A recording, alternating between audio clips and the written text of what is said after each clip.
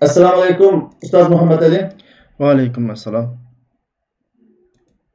Juqudi men aytgan Bismillahirrohmanirrohim. Alhamdulillahi robbil alamin wal aqibatu lil muttaqin was salatu was salamu ala rasulihil amin wa ala alihi wa sahbihi ajma'in wa man tabi'ahum bi ihsanin ila yawmiddin.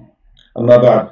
Hurmatli qarindoshlar, men program riyosatchisi Nizomiddin Tamkini.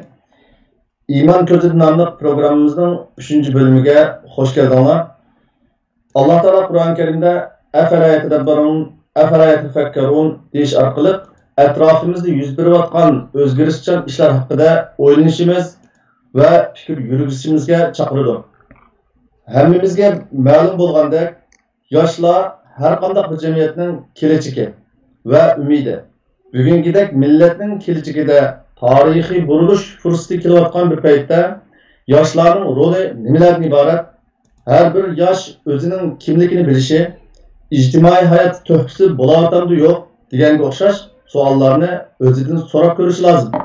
Rasululloh sallallohu alayhi vasallamning "Men yoshlar bilan g'albaga erishtirildim" degan muborak so'zidan buning faqat o'tmish emaslik, balki iymondor va jasoratli yoshlarning tirishchanlik orqali tarixning qayta takrorlanishining mumkinligini tushunib olamiz. Bugünkü sohbetimiz Ustaz Muhammad Ali bilen biz kim? Yani biz milletin yaşlı bol sütümüz bilen ehmiyetimiz nelerden ibaret degan mazmunda bo'ladi. Assalamu alaikum Ustaz Muhammad Ali. Vaalaykum assalom. Juqudi men aytgandek bugünkü sohbetimiz biz kim degan temini cho'rdigan asosda bo'ladi. Endi sözümüzni biz kim degan so'zdan başlasak, çünkü bu savol ko'plagan yoshlarning yanada bir musulmon, bir inson yoki bir yosh yoki bir Uyg'ur Sharq Turkistonlik bo'lish sifati bilan aniq bo'lmasi kerak. Shuning uchun bu savolga, ya'ni biz kim degan so'zga biroz aniqlik bersak. Qani marhamat. Euzu billahi mineşşeytanirracim. Bismillahirrahmanirrahim. Elhamdülillah ve salatu vesselamu ala Resulillah ve ala alihi ve sahbihi ve men vala amma ba'du. Hürmetlik qarindoshlar, aldı bilen hammalarninki Ramazan ayidagi ibodatlarininki qabul bo'lishini, bu aydın bütün günah ma'siyatlarimizdan paklangan ve yangicha bir ruhga ega bo'lgan holda chiqishimizni Allah subhanahu wa ta'aladan tilayman. Bu yerda nozuk bir masala var. Bo'libmi bugungi vaziyatimizdagi biz turayotgan krizis ichidagi bir holatimizga qarata nozuk bir masala var. U bo'lsa-mu bizning millatni o'rnidan dast to'g'izdigan asosiy kuch, asosiy asos yoshlar. Ya'ni bizning yoshlarga ko'ngil bo'lganimiz, o'zimizningki millatiga ko'ngil bo'lganimiz, diniga ko'ngil bo'lganimiz, kelgusimizga ko'ngil bo'lganimiz, madaniyatimizga ko'ngil bo'lganimiz. Ya'ni bunday aytgan vaqtda bugungi qiyinchiligimizdan qutulishdagi asosiy nuqta bizga nisbatan yoshlar bo'ladi. Ya'ni bizning bugungi biz kim degan bu savol nihoyatda go'zal qo'yilgan bir savol.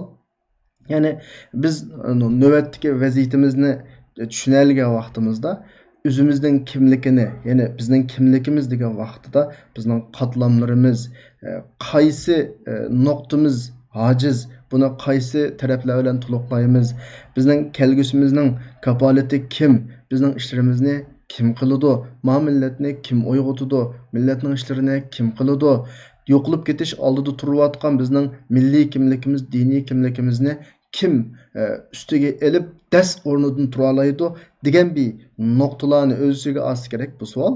Mushu nuqtadan men bu savolni nihoyatda go'zal bir so'ralgan, dal vaqtida so'ralgan deb savol deb o'ylayman. Ya'ni mening beradigan javobimga nisbatan biz agar biz bo'lmoqchi bo'lsak, bizning kelgusimizni yaratmoqchi bo'lsak, navbatdagi krizimizdan qutulmoqchi bo'lsak, ya'ni o'zimizni bir yoshlar biz mushu millatninki yükünü ko'taradigan kishilar degan nuqtada turib o'ylangan vaqtimizda, ya'ni sizning biz kim degan savoliga biz yoshlar. Bizning bütün ko'ngil bilishimiz yoshlarga, silinadigan mablag' yoshlarga, boshlanadigan yo'l yoshlarga, taynadigan tayanchimiz yoshlarga. Ya'ni mandaqchi qilgan vaqtda biz yoshlar degan bir javobini bergan vaqtimizda mencha to'g'ri javob bo'ladi.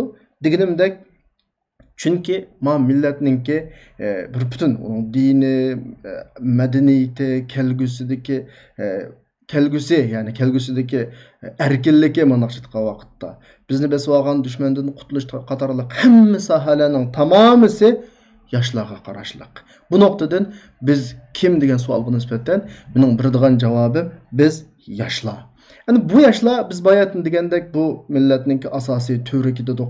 Nurg'un sifatlar bilan sifatladik. Yoshlarninki biz yuqorida sifatlagan sifatlardagi o'zining mas'uliyatini ado qila olishi. Ondan keyin biz kutgan yoshlardan ustiga tushgan mas'uliyatlarni ado qila olish uchun yoshlar kerak bo'lgan manaqshitgan vaqtda yoshlar ehtiyojli bir taraflar var. Bir oddiy misol olsam, bir yosh o'zining hayot vazifasiga qadam qo'yish uchun masalan bunun tafsilotiga ayrim bir kirishimiz mumkin. Hayotda normal o'zining bir kishilik o'rniga erishishi kerak. Ya'ni u normalda bir oilaga ehtiyoji var, bir uyga ehtiyoji var, bir normal o'zining turmushini kechiradigan bir xizmatga ehtiyoji var. Yani eğer biz yoshlarni rasmiy shaklda ma millat uchun, bu din uchun xizmat qildiramiz deydiganmiz, yoshlarning mushu sohadagi ehtiyojini qamdashga yordam qilishimiz kerak. Ya'ni yoshlarning zehnininki ma millat uchun to'g'rilanishi, bu din uchun to'g'rilanishiga qanday qilishimiz kerak, kapolatlik qilishimiz kerak. Ya'ni men agar yoshlar masalasida biroz agar cho'nqurlab kirish to'g'ri kelib qolsa, o'qish to'g'ri kelib qolsa, yoshlarni bir nimaninki mashinaninki motoriga o'qishdimi, cho'nglarni, ya'ni yashanganlar yoki millatninki buyuklarini bir mashinaninki rolga o'qishdimi. Mayli rol, mayli motorninki mangdiga yo'li o'xshash. Bu yo'l avval muayyan bo'lishi kerak. Ondan keyin yoshlarga, ya'ni motorga birishga tegishlik energiyani, motor meyi yoki benzinga o'xshash yiqilg'ularni qo'yish kerak va yo'lni cho'nglar, büyükler, milletinin akıl ambarları köstürüş kerak. Şuna olganda bizning bu musafimiz, mangmoqchi bo'lgan manzilimizga qarab mangayotgan yo'limiz mencha to'g'ri ilinadi. Yo'lning o'tirida to'xtab qoladigan hodisalar yuz bermaydi. Yani to'xtab qolmaslikning kapolati dal motorni kuchlantirish, motorga ehtiyojli bo'lgan yiqilg'u yoki motor meyiga o'xshash narsalar bilan cho'nglar tarbiyalash va undan boshqa mangadigan yo'lini qanaqa qilish, ko'rsatish. Bu nuqtadan agar biz kim deyilsa, biz yoshlar. Mening beradigan javobim bu sizning bu savolga qarata. Allah razı olsun. Endi cemiyetimizde bazı yaşlarımız, xususan muhaciratdagi hayotimizda biz o'zimiz uchrab qoldirimizni misal deb aytsak, o'zining jamiyatda hech qanday bir ahamiyati yo'q ekanligini pesh qilib turib, mening qo'limda hech qanday ish kelmaydi deb bo'shlar qaraydigan qarindoshlarimizmi, yoshlarimizmi oz emas. Bu turdagi yoshlar nima deymiz endi? Biz xususan o'zimizni yoshlarning o'rnida turib, yoshlarning tilidan so'zlaylik, chunki bizmi mush millatninki yoshlar qatoridan chiqib ketmagan bir yoshda. Biz xiyolimizda qilolmaymiz deb o'ylagan narsa amaliyotimiz qilishni xohlamagan narsa. Ya'ni bir odam haqiqiy rostchilik bilan bir ishni qilaman deb niyat qildimi, uningga qadam oldimi, Sura İbrahimning 34-oyati buning javobiki va atakum min kulli ma sa'altumuhu. Sizlar so'g'an, Allohdan talab qilgan har qanday ishni Allah subhanahu va taolo beradi. Bu yerdagi masala nima desa, shu o'zimizni yosh deb qarayotgan biz yoshlardagi ma masalaga nisbatan yoki qilmoqchi bo'lgan ishimizga nisbatan rostchil olmaslik. Bu yerdagi rostchilik, yolg'onchilik desa, eg'izdagi bir ishga eg'iz gap emas, balki bir odamning hayotininki yoki besayotgan qadamlarininki rost yoki yolg'onligi. Nima ish qilsa, chunki Alloh subhanahu odatda men bir narsani deyishni ilgari bir kichik misoldan birini olay. Men bir narsa yasasam, Qanday bir narsa yazsam, bununğa nisbatan alohida önem bermem. Bir inson bo'lish sifatim bilan. Uni voy mamining yasag'inim deb boshqalarga ko'rsatma. Boshqalar voy paloni mani yasabdi. Endi biz insonlar orasidagi ishda valillahil masalul. Alloh subhanahu va taolo yaratgan inson biz. Ma'noqni kalımızdan chiqarmaslik kerak. Büyük qudrat egasi yaratgan inson biz. Yani oddiy inson emas amaliyotda. Allah bizni bekaga yaratib, bekaga zamonga tashlab qo'yib, qanday yasang yasha deb qo'yg'ili yaratmagan. Allohning bizni yaratishda mutlaqo va mutlaqo binimisi var, maqsadi var, iradesi var. Ve bendidən şu Allah'ın iradesini ro'yobga chiqarish uchun bir nima talab qiladi? Tirishchanlik talab qiladi, bir samimiyat talab qiladi, bir chinlik talab qiladi, bir rostchilik talab qiladi. Qachoniki bir yosh agar o'zininki ko'zlagan manziliga qarab mangan yo'lida rostchil olsa, cho'qim o rostchilikning ifodasi uning ish harakatida ko'rinadi. Ya'ni buni taxminiq desam, avval qalbida chin iroda bo'lish kerak. Bu bir. Ikkinchidan hayotning qonuniyati bo'yicha, Alloh bekitgan qonuniyat bo'yicha elishga tegishlik bir sabablari bor. Keladigan ancha-muncha jafoli bor. Buni ustidan kelish kerak. Elishga tegishlik qadamlarini qo'rqmay elish kerak. Qiyinchiliklarning ustidan yengish kerak. Ya'ni mana shu vaqtda imtihondan o'tish kerak ki men bayatdan sura İbrahimninki 34-oyatini o'qidim ya, va atakum min kulli ma sa'altumuhu. Ya'ni biz qalbimizda chin niyat bog'lasak, iroda bog'laganimizda va sabablarni qonuniyat bo'yicha to'liq bajo keltirganimizda ve kelgan mashaqqatlarning hammasiga chidab oldimizga qadam ab ilgirliginimizda va atakum min kulli ma sa'altumuhu ki biz haqiqiy Allohdan so'g'an bo'lamiz. So'g'an savollarimizda rostchil olgan bo'lamiz. Ondan Allah buni mutlaqo va mutlaqo beradi. Allah hargizmo o'zining va'dasiga qana qilmaydi, xiloflik qilmaydi. Men buningga ishonchim 100%, yani imonim komil bu noktada. Şun başka qarindoshlarımızga nisbatan bu yerda deydigan sizning so'ragan savolga nisbatan javob nima desa, ya'ni tushkunlikdan qutulish kerak oldi bilan. O'ziga ishonish kerak oldi bilan. O'zininki bir ishni qilmaslikdagi irodasining chin yoki chin emasligiga qarash kerak. Rost yoki rost emasligiga qarash kerak. Va shu ishga ketarlik dunyodagi sabab qonuniy bo'yicha o'rnatilgan qilishga tegishli sabablarni qilish kerak va undan keyin o'zini butunlay Allohga atagan bir shaklda, ey Allah, men sen buyurganning hammani qildim. Sendan boshqa egam yo'q. Mening bandulu sifatim bilan butun qo'limdan kelgan imkoniyat shu. Endi qadamni oldim, natijani o'zirdan kutaman degan bir shaklda o'zini topshirsa, oyatda deyilgan bo'yicha mutlaqo va mutlaqo Alloh uning tiligini beradi va oyatdagi va atakum min kulli ma sa'altumuhu degan mazmun bo'yicha Alloh o'zining va'dasiga aslo va aslo qanday qilmaydi, xiloflik qilmaydi. Biz buningga imonimiz 100%. Demek yuqorqidek tushuncha kelib qolgan yoshlarningki tushunchasi o'zining tushkunlikniki mahsuli. Shundami?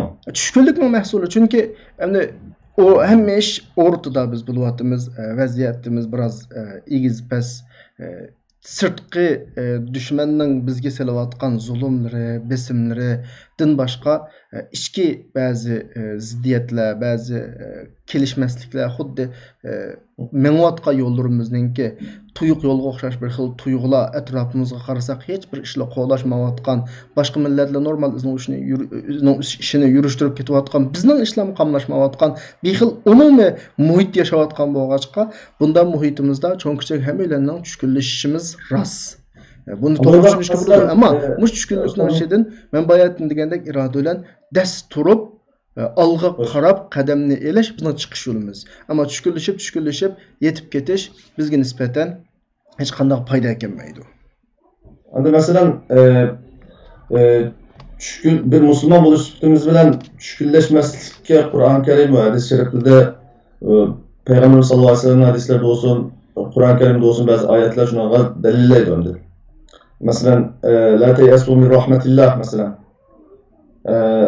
La taqnatu min rahmatillah deganga o'xshagan oyatlar va undan boshqa hadislar tushkunlashmaslik, musulmonninki kayfiyat ko'tarangi ruh bo'lish, o'zining davomli Alloh tayangan va tavakkul qilgan holatda tushkunlikka xotima berishga tashabbus qiladigan oyat hadislar intayin ko'p. Buni qanday bog'lab tushunamiz? Bir musulmon tushkunlik uchraydi, ayni onun mukabilesinde Kur'an-ı Kerim ve hadis-i şerifinde düşkünlenmeslik doğrusu da Rabbimiz bizge tavsiyelerini kılır. Bunu Endi bu qanday yerdagi bağlaymiz? masala nima u desalar, hayotdagi bizni tushkunlashtiradigan bu xil qiyinchiliklarning ichida qolib qolgan bir xil tumonliqda qolib qolgan ruhiy holatdagi qarindoshlarimizga nisbatan mushu qiyinchilikning ustida bir Allohning borligiga bo'lgan iymon avval ma'noqni tushunish kerak. Öz. Ikkinchidan bu hayotga bunda o'zimi xohlamasdan yoki bunda bir shaklda kelib qolgan hayot emas. Ya'ni bunda tutgan vaqtda ma'nisiz hayot emas. Men iboyatning bir misolini oldim. Men bandulu sifatimiz bilan, maxluqlar sifatimiz bilan bir narsalarni yazsak, mutlaqo undan bir maqsadimiz bo'ladi. Buyuk hikmat bilan ish qiluvchi zot hargiz meni, silni, Mehmetni, Ahmetni, Sametni ma dunyoga bekorga kelgan emas. Har odamning bir roli va bir vazifasi va. Mushu nuqtalarga nisbatan bir odamning qalbidagi ishonch, mandaqshatgan vaqtda iymon tamom bo'lgan vaqtida bu masalalar biroz suziladi. Ondan keyin yana bir nuqta. Biz ilgirki qiyinchilik va krizis degan suhbatimizda bu nuqtani bek ko'p ta'kidladik. Her qiyinchilik Allohning bunda bilishinin sirtida yuz bergan qiyinchilik emas. Alloh hammani bilib turdi. Valillahil masalul a'la. Faqat masalani oydinlashtirish uchun men bir misol shaklida dey. Biz bir shaharga bir vazifa yutash uchun bordik. Bizni har doim ma'lumotlar bilan ta'minlab turadigan, iqtisodlar bilan ta'minlab turadigan, plan bilan ta'minlab turadigan, yo'llarimizni ochib turadigan, qiyinchiliklarimizni ko'tarib turadigan birisi bo'lib qolgan ahvol ostida kelgan har qanday uchirgan to'sqinliklarga nisbatan u odam voysirmaydi. Yuragi to'nmaydi. Bu insonlar o'tirisidagi bir masala. Endi shu nuqtani agar biz Alloh bilan bizning o'tirimizdagi munosabatda tushunsak, ya'ni Alloh bizni zimonga bakoga avatmadi. Allah'ın ilminin sırtı dikip qağa denmez biz zamanğa. Ve her bir iki putlap mangan insanın maziminde kılış gittigişlik, öteş gittigişlik bir vazifesi var. Bu aralıkta kep qağan bazı kıyınçılıklar fakat vaqtlık o yaki bu imtihan sınav. Menin yollarımını Allah açıp durdu. Allah belgiligen musibet yoki Allah belgilagan qazo qadardan boshqa hech qanday bir ish ma'no nisbatan yuz bermaydi degan tuyg'u bizga nisbatan mushu iymon bizda to'liq bo'lganida mencha qiyinchilikning faqat ko'z oldimizda roli qolmaydi. Ya'ni qiyinchilik bizga nisbatan qiyinchilik tuyulmaydigan bir holatga kelamiz. Allah razı olsun. Undaqda insonninki yoshlik bahori hayotidagi eng muhim va xatarlik bosqichlardan biri. Bu hemen ma'lum. Unda bo'lganken musulmon yoshlardan nima talab qilindi? Ularning ijtimoiy jamiyatdagi roli va mas'uliyati nimalardan iborat?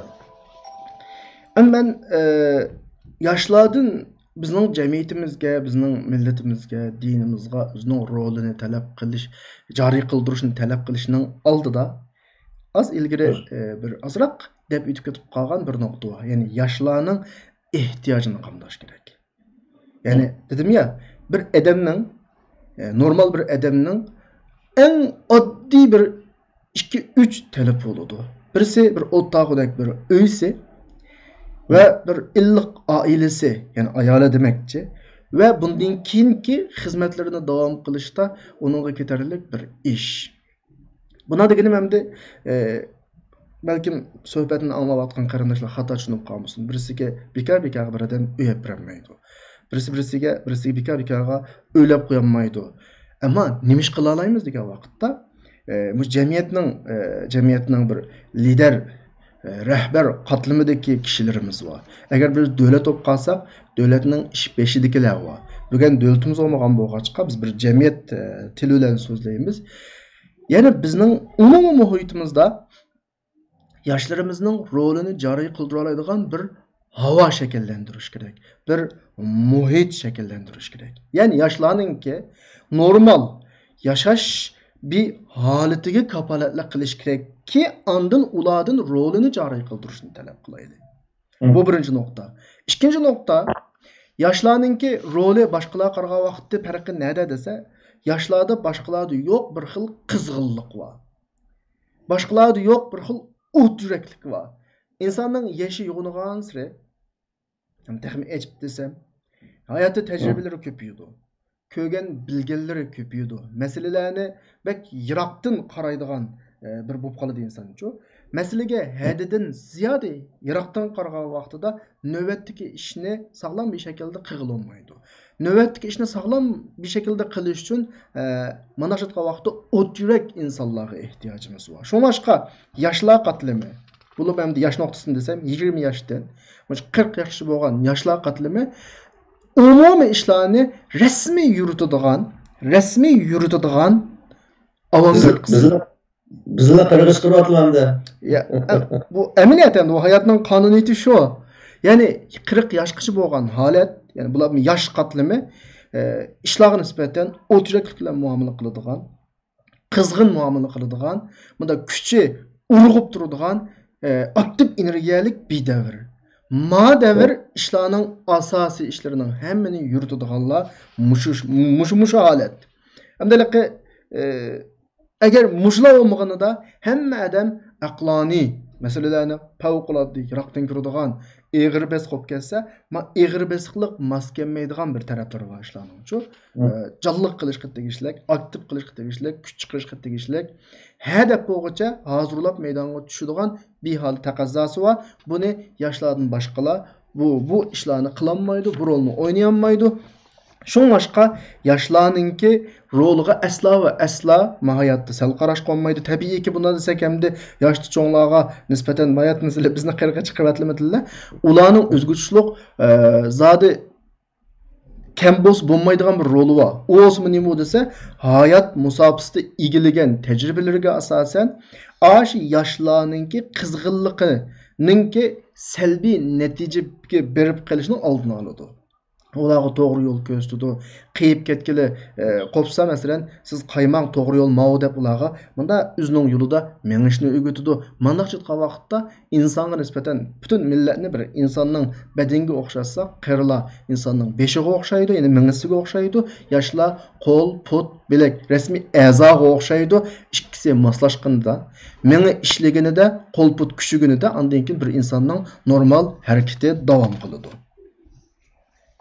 Yani yaşlı çoğunlar planlaydı, yaşlar icra kılıdı. Xuddi bir devletdeki plan komiteti, anikin icraiye tarafi olganda her bir devletninki bir milletning aynı şu şekilde bir mexanizmga ega bir millet. Eğer bu ikkili tarafninki roli yaxshi joriy qildirilmaganida balkim hamma narsa planlanib o'z joyida qilishi mumkin, ijro qilgan odam bo'lmasligi mumkin.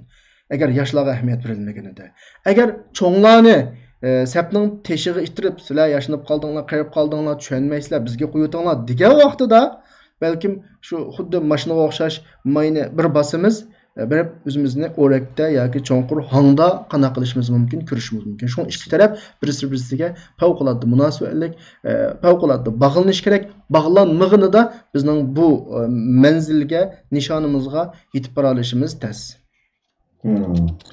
Demek yaşlarım mesuliyet yükleshdan ilgari devlet bo'lsa, devletning ustiga yoki devlet bo'lmagan vaqtida bizga o'xshash muhojiratdagi yoki devletsiz bir jamiyatning ustiga jamiyatimiz ichidagi xalqimiz ichidagi iqtisodshunoslarning ustiga tushadigan ba'zi vazifalar o'tirib chiqib beradi. Masalan ixtisoslik yoshlarni yetishtirish, ularning ustiga vazifa yuklashdan ilgari ularningki turmushni kafolatga ega qilish va turmush ketgan ehtiyojlarini kafolatga ega qilish deganga o'xshagan bir ba'zi ehtiyojlarni qondirishninki zarurligini o'tirib qo'ydi hozir. Ya'ni ularning ehtiyoji qamdalmasa, ulardan rolini joriy qildi, mas'uliyatini ado qildi demaymiz. Çünkü hem ularning roli şu ihtiyacı qamdilish jarayonidagi hayotida bo'ladi. Men dedim ya, motorga o'xshaydi. Motorga agar yiqilg'i qo'yilmasa, motor qana qilmaydi, ishlamaydi. Agar motor ishlamasa, mashinaningki asosli mangdiradigan qismi motor. Millatning ishlarini, bu dinning ishlarini asosli mangdiradiganlar yoshlar. Resulullah'ın söhbetinin altında okugan bir Resulullah'dan kelgen bir hadisde ama yaşlar bilen ben yardımga eriştim degeni. Resulullah'ın bütün hayatıga qarasak asasen Resulullah'ninki bir 23 yıllık davet musabısında yantaya koyganlarının hemmisi tamamen yaşlar. Hatta Resulullah vafat taptı, dünyadan ketdi.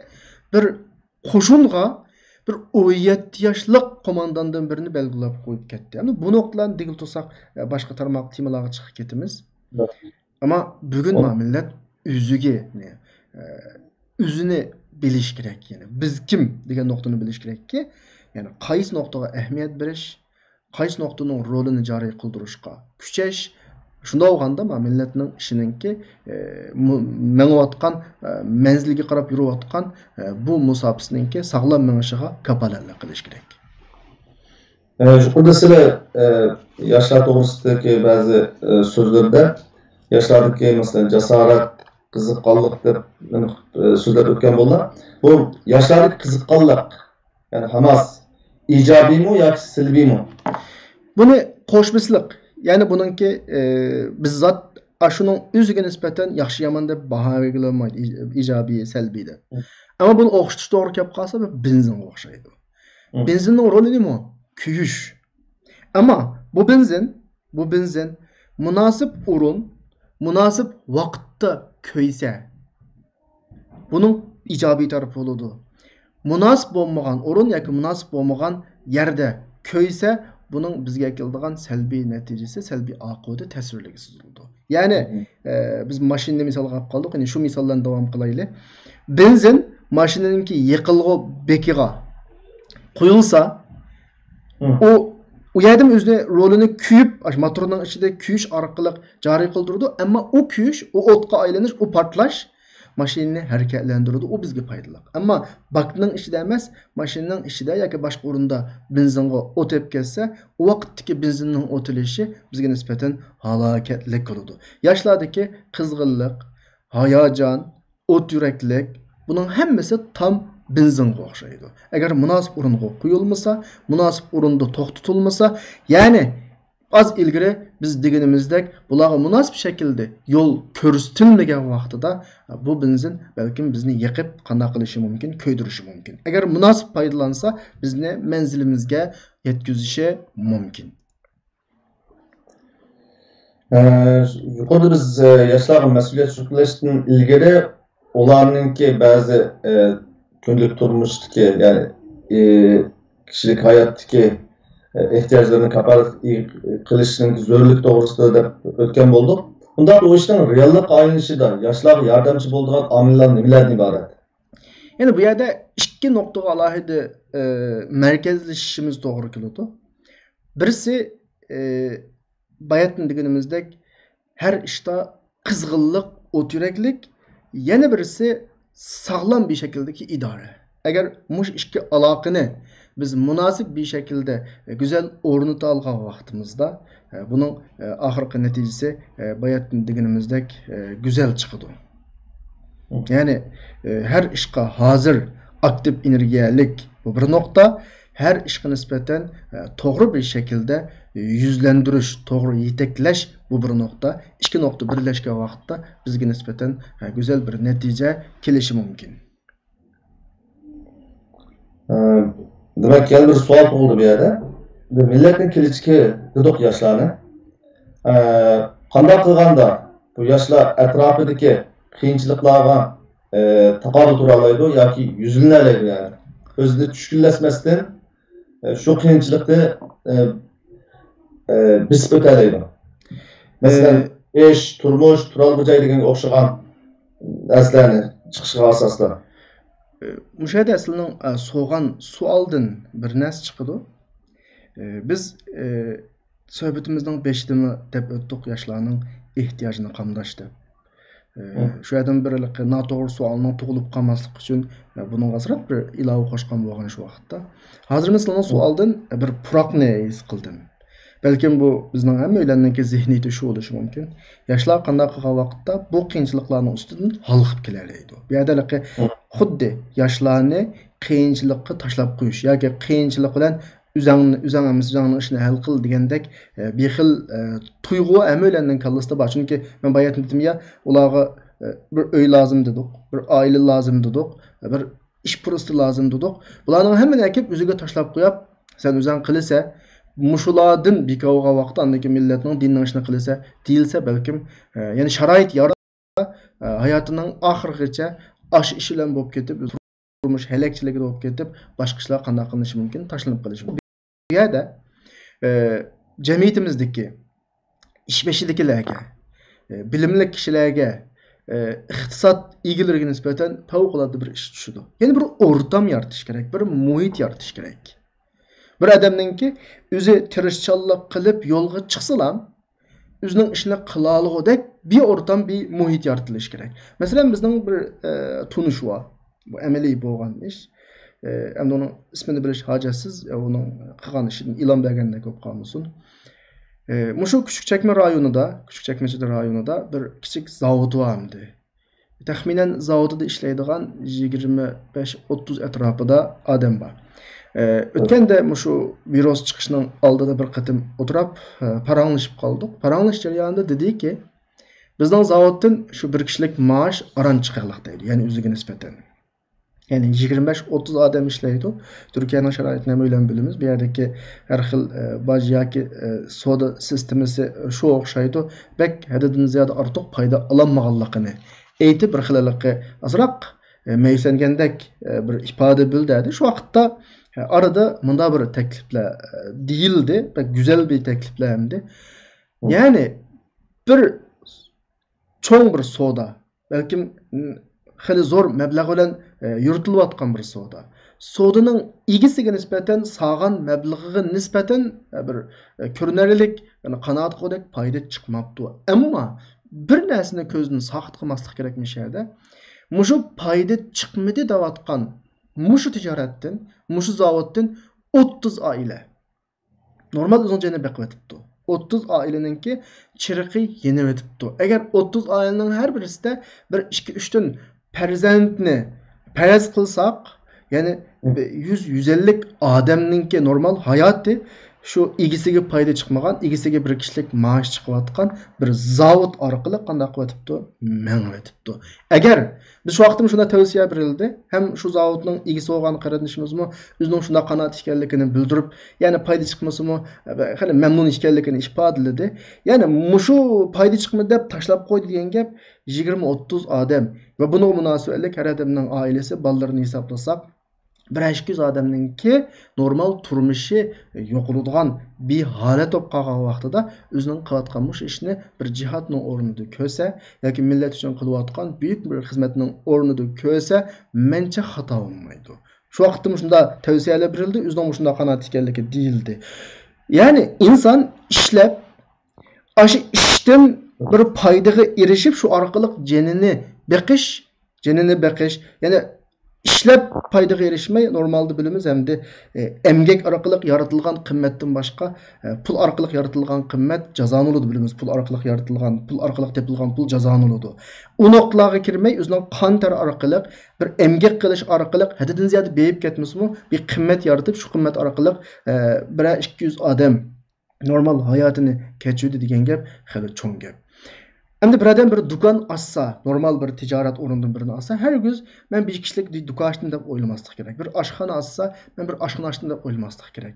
Şu aşxonani ochqili yoki şu dukanni ochqili qadam olgan kunidan boshlab, u uyni yoki şu aşxonani yoki şu dukanni ijara bergan ijarakash, andaki uni zinatlaydigan, shu zinatlash bilan shug'ullanadigan qarindoshlar, onu zinatlash uchun ishlatadigan material sotadiganlar, digil to'saq shuna munosabatlik bütün sahani bir ishqa sog'an bo'ladi.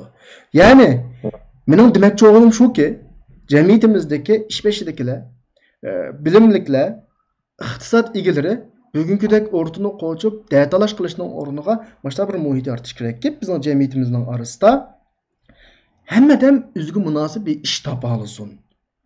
O'zining rizqini shu jamiyatda ter to'kash orqali bunda ishlab, qo'l putini ishlatib topalaydigan bir muhit yaratilsin. Ishqi sal qaramasin. Dedim ya, bir tal kichikkina do'konning munosabatlik necha 10 tarafi bor. Anglashlar qaraganda balkim to'g'ri deya xatodir, bir mashina zavodiga munosabatlik atrofda qurilishga tegishli zavoddan 200 zavod bor ekan. Yani bir mashina zavodining normal menish uchun qurilishga tegishli 200 zavod bor ekan. Agar 200 zavod qurilmasa, mashina zavodi Maşina işlep çıkarmaydı eken. Yani demek oğlum neymi o dese, bir iş prosti yaratsak bir adamga, şu iş prostiga münasebetlik neçini 10 adam bahir buludu ondan. Bu iş prosti köpeygen sire zencirsiman holatda ma bizning jamiyatimizning ishida bir ishlab chiqarish zencirsiman holat shakllanadi-ki, bizning millatning hech qanday bekor qolmaydi, hech qanday bekor tilab yeydigan holatga tushmaydi.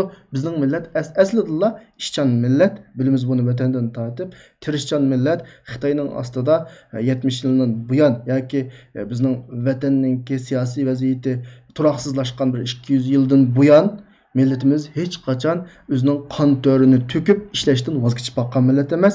Mening talab qilganim shu. Yoshlarga nisbatan ularning ehtiyojini qamdash degandan talabim, maqsadim, ya'ni ifodalamoqchi bo'lgan nuqtam, qandaqdir alama pulni sen qanday qil o'yal yoki alama pulni sen to'y qil, ma shaklda emas, balki o'zi ishlaydigan bir holat.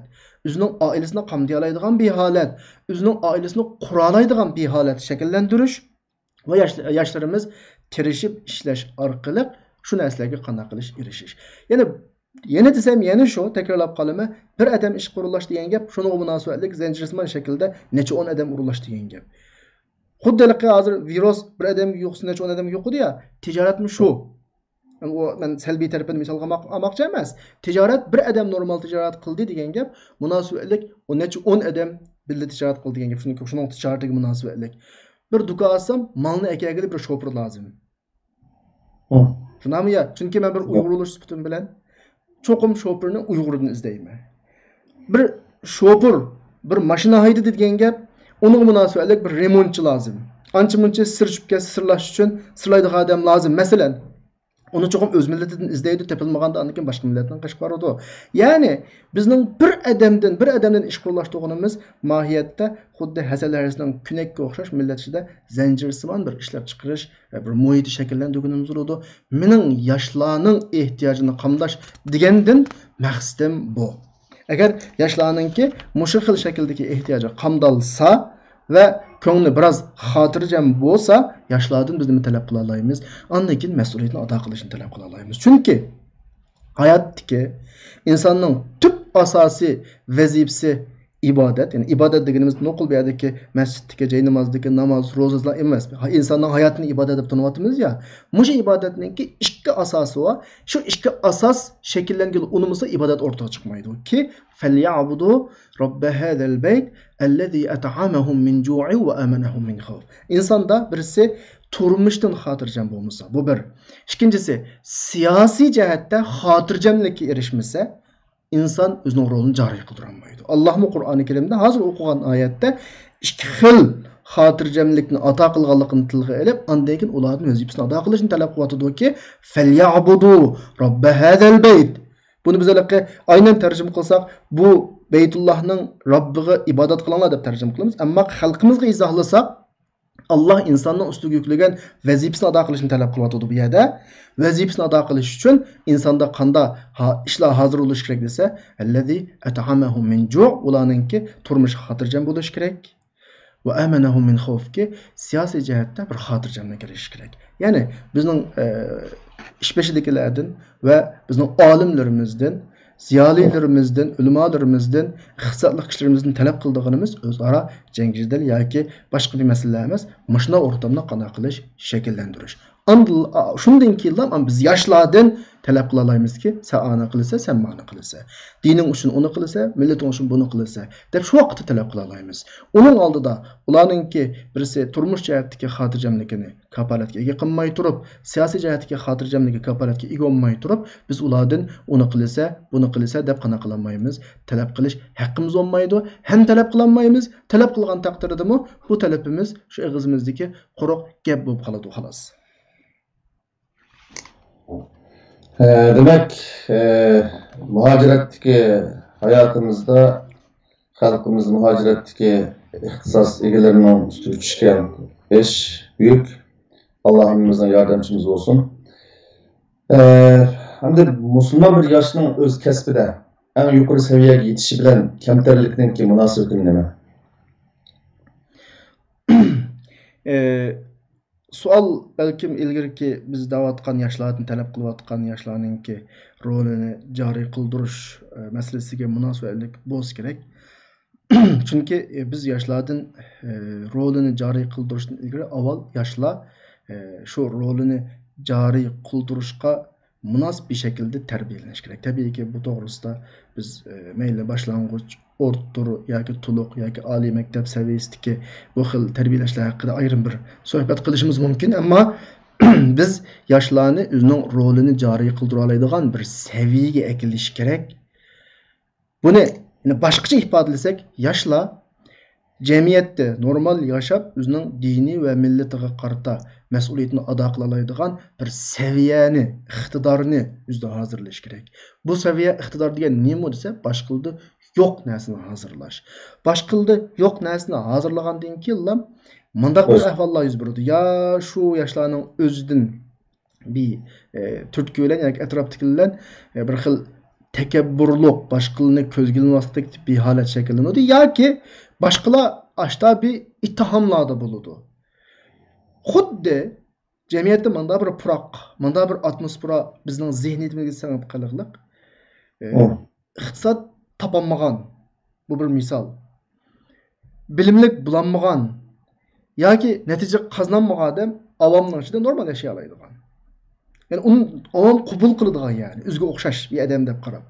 Ammo qachon bir odam bizning normal jamiyatimizdagi kishilardan ortiqroq bir iqtisodga ega bo'lib qolsa, yoki ortiqroq bilim bo'lib qolsa, yoki ortiqroq unda mahorat bo'lib qolsa, garchi hech kim eg'izda buni sirtqi chatqa qilib masalan bunda orasqa qetiga olmaslikni eg'izda deyolmaydi, oshkor ifodalayolmaydi, ammo umumiy muomalada xuddi shu odam ma jamiyatning ichidan chiqitishga tegishli odamdagidek. Chunki jamiyat normal bir seviyede biz gipini qilayotgan söz temisi olgan heliqi yosh yoki tirishqan kishi ulardan mayli iqtisod, mayli bilim, mayli boshqa jihatda yuqori bir seviyada bo'lib qolganligi uchun ma jamiyatdagilarning orasiga elinmaydigan bir shaxsga aylanib qoladigan bir atmosfera bor. Bu arığı elinmaslik yoki uni chetga qaqishda bunda bir güzel bir bahane sebepler chiqadi. Ya u mutakabbir yoki u deymiz endi samimiy emas masalan yoki u andaq ya mundaq degandek bir nuqtalar o'rtaga chiqadi. Ya'ni demoqchi bo'lganimiz shuki, bu yerda bir odamning boshqalardan farqli bilimli bo'lib ketishi hargiz u odamning takabburlashib ketganligi emas. Bir odamning boshqalardan yuqori saviyadagi bir iqtisodiy saviyada yetishi takabburlashib ketganlik bo'lmaydi. Yoki boshqalarda yo'q bir mahoratni yetildirishi u odamningki boshqalardan farqli bir shaklda takabburlik maqomiga chiqqanligini ifodalamaydi. Shunga nisbatan bizning millat o'zining biroz shu xato zihniyatini qana qilish kerak, to'g'rilish kerak. Oramizdagi bilimlik, iqtisodlik, mahoratli kishilarni bunda qarshi oladigan bir holat shakllanish kerak. Mencha o'zining millati quchoq ochgan har qanday odam o'zining millatiga o'zining keyinini qilmaydi. Qachon o'zining millati, o'zining jamiyati uni quchoq echib qarshi olmaganida, mandaqcha vaqtda qabul qilmaganda, undan keyin boshqa yoqqa yuzlanadi. Buna qarab baqsaq, bizning bilimli odamlarimiz asosan degidek ya masalan vatan bo'lib qolsa, Xitoyga ishlaydi, iymoni yo'qlari masalan, din islom ko'z qarashlari yo'qlari, machat el bo'lib qolsa ya turklarga ishlaydi. Tabiiyki bular bizning qarindoshlarimiz, bu bir favqulodda salbiyat emas, ammo bizning millatimizga nisbatan foydasi tegmaydigan bir ahvol. Nimishqa? Buning sababini avval millat o'zini izlash kerakki, shu bilimli kishilar yoki shu iqtidorli kishilarni o'z qo'yniga oldimi, olmadimi? Bu nuqtani qana qilish kerak, bir tashrif chiqish kerak. Qanaqdir bir odamningki, yuqori takrorlasam, savolga nisbatan savolning net javobini takrorlasam, bir odamningki normal avam seviyesinden her cihette eşip ketkenligi o adamın asla mutakabbirlikini ko'rsatmaydi ve bunun kemterliklerinin hiç alakası yok. Kemterlik, mutakabbirlik iqtidorli odamdan bo'ldi, iqtidorsizdan bo'ldi, yuqoridan bo'ldi, tuyandan bo'ldi, boydan bo'ldi, namoratdan bo'ldi, kambag'al hatta amaldordan bo'ldi, puhrodan bo'ldi. Bu ayrım ish, ama bir odamningki iqtidorining eşip ketkenligi ayrım bir ish. Shu nokta bizning biroz tashrif peqishga tegishli bir zihniyatimiz, yani salbiy zihniyatimiz deb qarayman men buni. Allah razı olsun. O zaman yaşaş için doğru yol bilen tırışalık köz tuş ibadet hesabından da. Tabii ki biz bu kelgan vaqtida manda bir narsani tushuntirishga ehtiyojimiz var. Bizning manda bir nuqtani alohida tushuntirishga ehtiyojimiz var. Avval inson o'zininki bu dunyoga nima uchun kelganligini, insondan kutilayotgan talabning nima ekanligini, undan keyin Qur'oni Karimdagi va ma xalaqtul jinna val insa illa liya'budun. Men inson jinni qana qilish uchun ibodat qilsin uchun yaratdim degan oyatning mazmunini biroz tushuntirish to'g'ri keladi. Sizning so'rgan savollarmi balkim shuningdan chiqqan bir savol. Ya'ni insonning normal ishlashi, normal o'qishi deyli, har xil nuqtalar keladi bu hamda. O'zining rizqini tepib yeyish uchun, farzandlariga halol rizq izlab uydan chiqishi xizmat uchun deganga o'xshagan bir iyilik tiklash deyli masalan hayotda. Biz sağlam halal yolu bilen yaşashga tirishchilik ko'rsatishi ibodat hisoblanadi demoqchiman yani. Yani şu demek onun şu. Oyatda har xil ish qilamiz ya. Tijorat qiladi, hunar qiladi, ishlaydi, o'qiydi. Sizning demoqchi o'g'illar shu. Bizning burundan tatib kallamızda şekillenip qolgan shakli ibodatlardan boshqasini ibodat emasmi demoqchi. Yani namaz, zakat, roza, haj din boshqa normal bir odamning o'zining do'konini echishi. Ben halaldan rizq tepib, ailemni boqaman, balalarimni shu orqali o'qitaman, ustimga tushgan mas'uliyatni shu orqali ado qilaman. Bir odamning maktabda o'qishi masalan. Degandek ishlash masalasini desak, men bayatda dedim ya, oyatda men inson jinni faqat menga ibodat qilsin uchun deb yaratdim deydi. Allah. Oyatning boshqa oyatlar insonga nurg'un vazifalarni yuklaydi. Zaminni obod qilish vazifalari, insonga nisbatan zamindagi boshqa jonliqlarga bermagan otilgan nurg'un vazifalarni bularni moslashtirgan vaqtimizda shuni tushunaylik qarindoshlar. Biz tilga olayotgan islomning asosi bo'lgan 5 turlik ibodat insonning butun hayotininki, islomininki bir huli hisoblanadi. Onun üstüge kurulgan insanın bütün hayatı ve hayat münasebetlik her taraf hemmisi tamamen nimo ibadet. Tamamen ibadet. Yani bir küçükkene hulaslasam mu'minninki adeti ibadet, münafıkninki ibadeti cinayet. Mu'minnin adeti ibadet, münafıknin ibadeti cinayet. Bunun degan gap desa, Qur'oni Karimda Sura Tavbaning 120-oyatida aniq bir ifodalanadi bu nuqta. Va la yata'una mawti'an yaghidul kuffara va la yanaluna min aduwwin naylan illa kutiba lahum bihi amalun salih. Yani kuffarning ochchig'ini keltiradigan ilingan her bir qadam yoki dushman ustidan g'olib kelish uchun ilingan her bir qadam, her bir ish Allohning nazarida bularga amalun solih deb yoziladi deydi oyatda. Biz dushmanning ochiq qildigan ish nima desa, bizning millat bilimli bo'lsa ochiq qildi dushmanning. Bizning millat iqtisodiy jihatda kuchli bo'lsa ochiq qildi dushmanning. Bizning millat taraqqiy qilsa ochiq qildi dushmanningki. Men yana xulosalasam bayatgan gaplarimning hammani xulosalasam, ya'ni bir odam mu'min bo'lib o'zining hayotini ma dunyoga kelish, o'zining dunyoga avatilish va mangadigan manzili, hayotdagi vazifasi, dunyoning qonunini tushungan bir mu'minninki qilgan her bir ishi ibodat. Yana tushunmay qolmasin, bir mu'minninki bir oshxona ochqini, bir do'kon ochqini, bir xizmat qilgani, kichik bolalarning o'qigandan tortib hammasi tamoman nima ibodat. Chunki mu'min shuni biladi. Hayotga keldi ve bu hayatın çıkka vakitte bir hesap berishini kutadigan bir hesap var. Yani cennetning oldida bir ilinadigan bir hesap var. Hayotning hamma ishi nima o desa, aşşı menzilge ketish uchun yo'l musofasi. Ve bu yo'l musofasida biz qilgan savdo, tutgan uy, qurgan oilamizdan tortib hammasi shu yo'l musofasini davomlashtirishning talabi ki insonning, yani mu'min bo'lish bilan Allah rızaligini ko'zmaydigan bir ish olmaydi. Mu'minning 24 soatlik hayotida mu'minning shu iymoniga xizmat qilmaydigan, diniga xizmat qilmaydigan bir ish olmaydi. Shunga gapni xuloslaymizki, mu'minning odati ibodatki, yashagan turmushining hammasi ibodat. Munofiqning qilgan ibodati jinoyatki, uning o'qigan namozi jinoyat, o'qigan Qur'oni jinoyat. Ya'ni masala nima desa, mu'min o'zining vazifasini tunish masalasi bor. Boshqa narsa emas. Endi o'quvchilarning masalan uydan maktabga bilim olish uchun birishi qatorliq ishlarni mayli kitobxonalarga borsin, shu ibodatga qiyos qilsak bo'ladi. Bu savol masalan mendan ko'p yakalat ko'p so'ralgan savollarningki o'quvchilarningki masalan tabiiy fan, ijtimoiy fan, shar'iy bilimlardan boshqa bilimlar o'qiganlarningki o'quvchilarningki hozir qadar menda ko'p so'ralgan savollar mishada bir fursat oldu. Bunu biraz tafsiliyroq tushuncha bersak. Yani salaf solihlarning bunda bir gap bo'lyapti. Men shuni aklib misol qilay. Bir duka ochmoqchi bo'lsa, bir tijorat dukani salaf solihlar nima deydi desa, men musulmonlarga xizmat qilishni niyat qildim deydi. Yani pul tepish tin o'ta ani deydi. Nimishqa bir mu'minning pul tepishi. Sizlar so'rgan savol, bir o'quvchininki bir maktabga kirib qanday qilishi, o'qishi hammasi tamoman. Agar bu mu'min bo'lmasa bu gapni deyolmayman. Mu'min bo'lsa, hayot dunyodagi hayotini tushunsa, qilayotgan ishlarining nima uchun qildiganligini tushungandan keyin hammasi ibodat. Uning mu'min bo'lganligi niyatidan tortib hammasiga kifoya qiladi.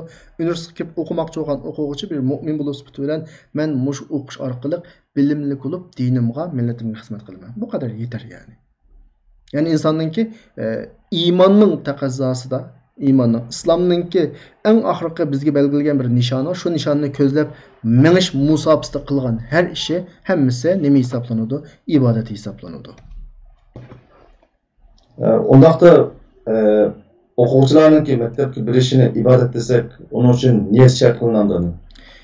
Dedim ya, mu'minning mu'min bo'lganligining o'zi niyat. Xuddi namozgami biz og'zimizda niyat qildim, o'tarman falon namozni deyishni shart qilmaymiz masalan.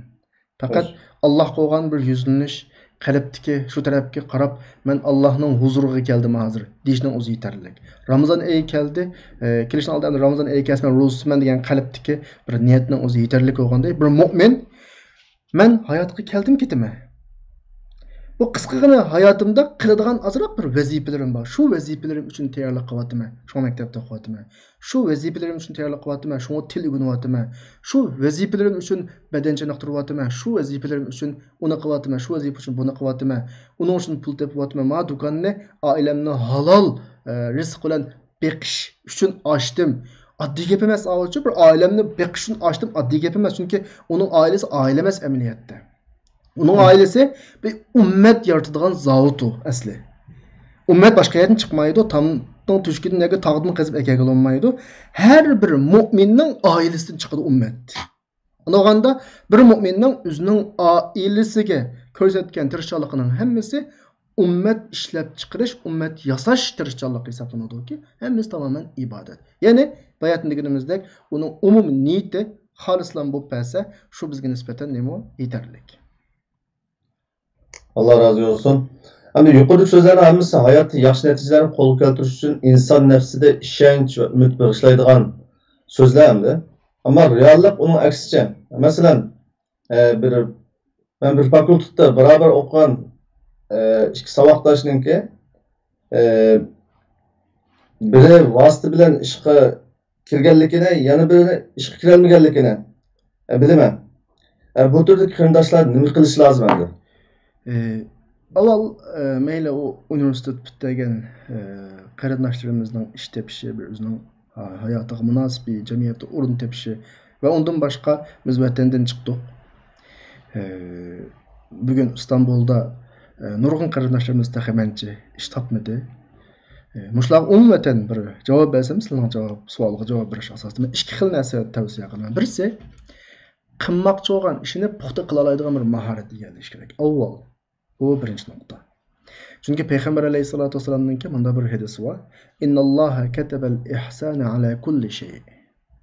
Her narsaga Alloh subhanahu va taolo voyaga yetkazib qilishni farz qildi. Ma oddiy gap emas, farz. Bir odam bir savdo qilmoqchi bo'lsa, shu savdoni voyaga yetkazib o'rgansin, voyaga yetkazib qilishni bilsin, qilsin. Bir adam bir hünay qilmoqchi bo'lsa, bir adam bir ishlamoqchi bo'lsa, qilmoqchi bo'lgan ishini voyaga yet. Ya'ni mana shu vaqtda qobiliyat yetildisin. Bu birinchi nuqta. Yani ish topa olishi yoki o'zining bir ishga kirisha olishi. Ikkinchi nuqta Alloh bilan bo'lgan aloqasini yaxshilashki, inson o'zining butun qo'ldan keladigan ishlarni hammani qilib bo'lgandan keyin Alloh bilan bo'lgan bog'lanishi qoladi. Yani maharetini joyida egalladi, iqtidor desa bor, qobiliyat desa bor, ishlashga hozir, hamma ish hozir, ammo ish yo'q. Bu qolgan vaqtida tavsiya qildiganim İmam Ahmed Ebu Hureyre radıyallahu anhudan rivayet qilgan bir hadis var. Şunu tavsiya qilaman. Hadis shunda deydi: kechining oxirgi 3dan biri bo'lgan vaqtida, ya'ni bugungi vaqtlarda bamdod namozining bir 2 soat ilgirki vaqtlar. Rabbinglar dunyo osmonga tushib deydi-ki, tövbe qilishlar bormi? Men onunğa tövbesini qabul qilaman. So'g'ishlar bormi? So'g'inni berman. Gunohiga mag'firat talab qilg'uvchilar bormi? Mag'firat qilaman. Bir hojati bormi? Hojatni ado qilaman. Mushta deydi, taatqin qadar. Ya'ni Alloh bilan bo'lgan, biz musulmon bo'lish sifatimiz bilan biz hayotimizni Alloh o'rinlashtirdi deb tushunamiz ya. Alloh o'rinlash tushunamiz. Mushu nuqtaga nisbatan alohida ahamiyat berish kerak. Herkes endi mana nuqtani endi xato tushunib olmaydi. Yani dua meselesi kelgan vaqtda, Allohdan tilash meselesi kelgan vaqtda ba'zi qarindoshlarimiz gapni ta'tirchilar tatib akiladi-ki, duo qilsaqlam bo'lamdi deydi. Men shuni oldin deb qo'ydim. Avval hayotning qonuniyati bo'yicha sabablarning tamomisini qilamiz. Bu sabablar sening shu ishni qilolmaslik ixtiyoringni hozirlashdan tortib, ideya jihatdan hozirlanish, hamma jihatdan hozirlanish, sen xuddi shuni bilan hamma ish bitirib bo'ladigandek. Biz ilgirgi bir darsimizda alohida ta'kidlab o'tdik. Mu'min bunda pozitsiyada bu ishqa. Sabab hammani qila oladigandak sababni qiladi. Sababning qilchilik foydasi yo'qligidek Allohga qana qiladi, tavakkul qiladi. Mu'minning pozitsiyasi bu.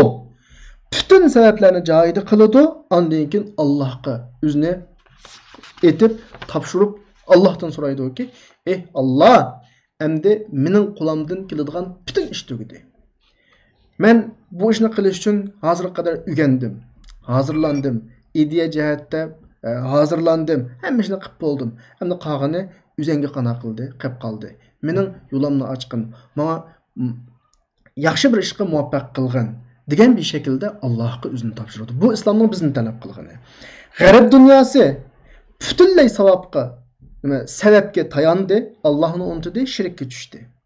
Endi sharq dunyosi, islom dunyosi masalaning sabab tarafining hammani tashlab qo'yib, duo qilsaqlam bo'ladi degan bir şekilde Allohga bunda eslab oldi. Buni bizlar herkes tavakkul qildi demaymiz. Bizning nazarimizdagi, islomning nazaridagi to'g'ri tavakkul sabablarini ado qilib bo'lgandan keyingi tavakkul. Shuning bilan nima kuchdi jinoyatga tushdiki, ishtirok qana qilmadi, oqmadi. Cho'qim ishga ish qana qilish kerak, birilish kerak. Birisi tartib bilan qilish lozim bo'ladi bunda. Tartib bilan avval sabablarining hammani qilish kerak. Xuddi sabab hamma ishni qila oladigandak. Ondan keyin Allohga butun vujudi bilan yuzlanish kerakki, ey Alloh, mana shuni qilib bersinki, sabab hech nimaga kalkamaydigandek bir xil tuyg'uda. Ya'ni amaliyotda sabab bir xil qonuniyat, sababni Alloh yaratgan, natijasini Alloh yaratgan. Xuddi kasalni Alloh yaratgan va kasalga foyda qilgan dorini kim yaratgandek? Alloh yaratgandek. Biz Alloh yaratgan kasalga Alloh yaratgan dori bilan davolaymiz va buni Allohdan tilaymizki, ey Alloh, sil yaratgan dorini yedim, sil yaratgan kasalni mendan akasla. Ma shaklda muomala qilamiz. Bir oddiy misol olsak, seferge çıkışının aldığı da mesela İstanbul'dan Ankara'ya seferge çıkmakçı olsak, maşinlerimizden hemmini teşrif çıkımız, çakını teşrifimiz, motor meyini teşrifimiz, benzinini teşrifimiz, hem yani teşrif olgandıkken, ey Allah, ben seferge çıkmakçı oldum, kulağımdan kildiğin hemini kıldım, sefer cereyanında bana amallık ata kısla, seferimini muvaffakiyetlik bir şekilde ahırlaştığımız kısla. Bir imtihanga kirmekçi olsak, tayyorlikni razı qilamiz, ey Allah, ben tayyorlik qildim, mush imtihanda bana güzel bir netice ata kısla. Ma şekilde. Ama unda qilmay, mashinasini tashlamay yoki darsini joyi takrorlamay, imtihon kiribligida Allah nimani taqdir qilsa ashta bo'ladi deyish bu bir ahmoqlik. Mana shu vaqtda hayotning qonuniyatini, islomning ta'limotlarini tushunmaganlik bo'ladi. Allah razı olsun. Şurada biz endi bu muhim bir nuqtani yoshlarga aloqador bo'lgan tushunib o'tgan bo'ldik. Hani yaşlarımızda ahvaldaki selbi qarashlar ijobiy qarashga o'zgardi deyli. Ya'ni yoshlar hayotda o'z rolining ahamiyat ekanligini bildimi deyli. Mushunda bir paytda millatimizning ahvolida qanday o'zgarishlar borliq kelishi mumkin? O'zgarishlarni o'tmishimizga tasavvur ko'rsak yani. O'zgarishlarni bizning o'tmishimizga, islom dunyosining umumiy ahvoliga bir nazar tashlasak, menchi javobini oydinlashadi. İslam dünyası yoki uni qo'yib turaylik. Biz Uyg'ur musulmonlariningki ana vatani bo'lgan Sharqiy Turkiston u qadar boyliqlarga ega. U qadar boyliqlarga ega. Ammo biz bugun iqtisoddan qiynalamiz. U qadar keng zaminga egaki, bugungi dunyodagi o'zini xil cho'ng sanaydigan Fransiyadan cho'ng, Yaponiyadan cho'ng bizning vatan. Hatta bugungi Turkiyadan cho'ng bizning zimin.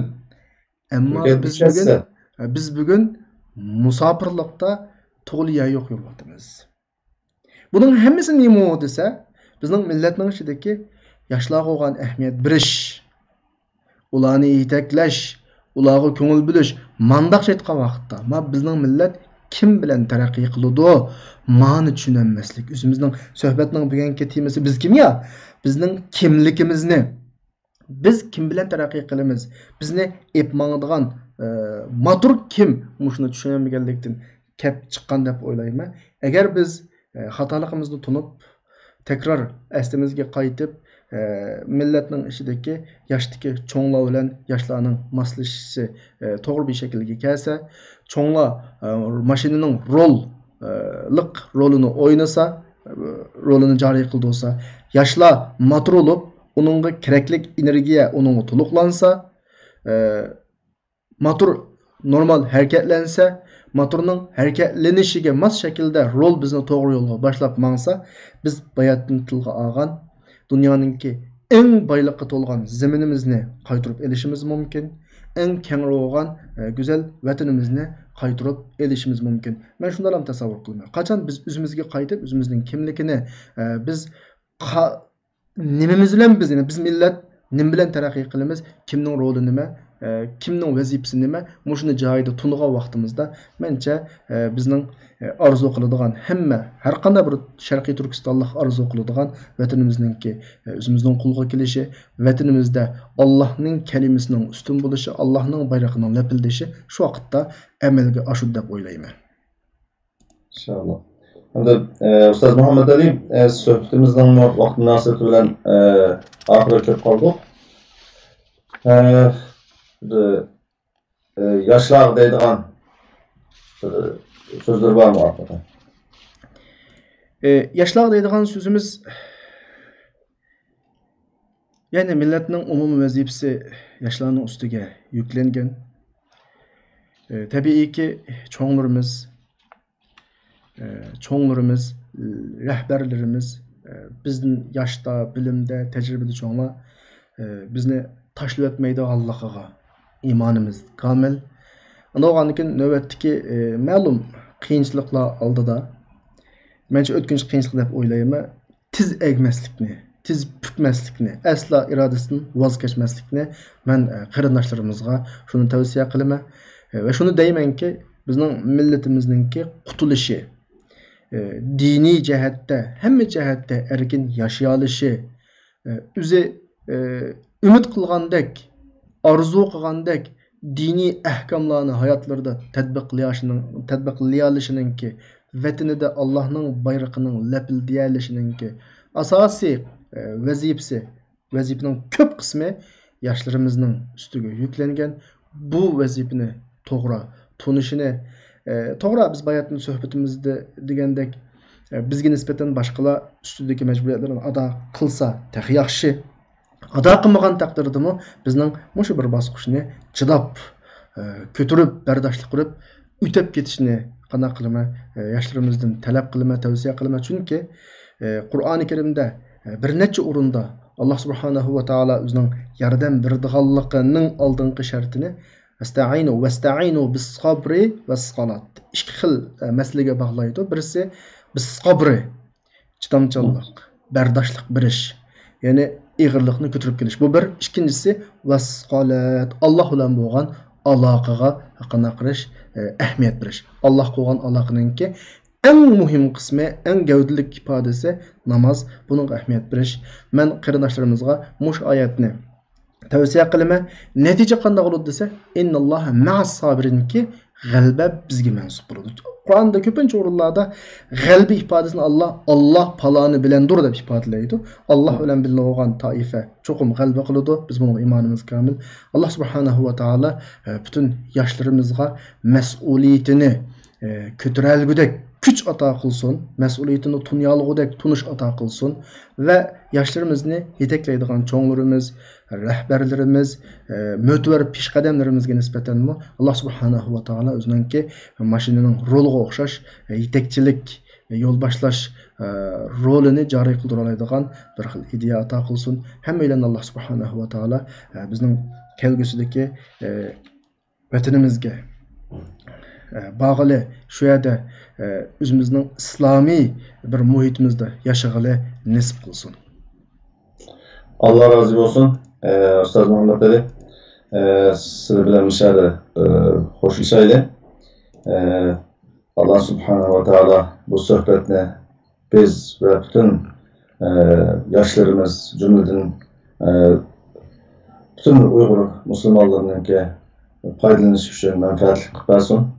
Esselamu Aleyküm ve Rahmetullahi ve Berekatuhu. Hürmetli görürmenler, bugünkü sohbetimiz biz kim degen temel oldu. Bizden her birimiz men kim degenini bilip, özünün Allah ve Allah'ın Resulü'nün aldığındaki kıymetini bilişi, onundan keyin aile ve cemiyetteki ornunu tonuğa vaktin o'zida bu millet için hizmet kılışını büyük şeref deb biladi. Mana bu turdaki yaşlar milletin asaslık baylığı, şundakla ular mukaddes davanın umurtqisidan ibaret. Niyetni xolis qilib, to'g'ri yo'l tanlash orqali ijtimoiy hayotni ibodatga aylantirib bo'ladi. Sabab bilan Alloh tavakkul qilishni, shundaqla kechalari Alloh munojat qilishni odatga aylantirgan yoshlarning qo'li bilan millat zafarga noil bo'lsin. Assalomu alaykum va rahmatullohi va barakatuh.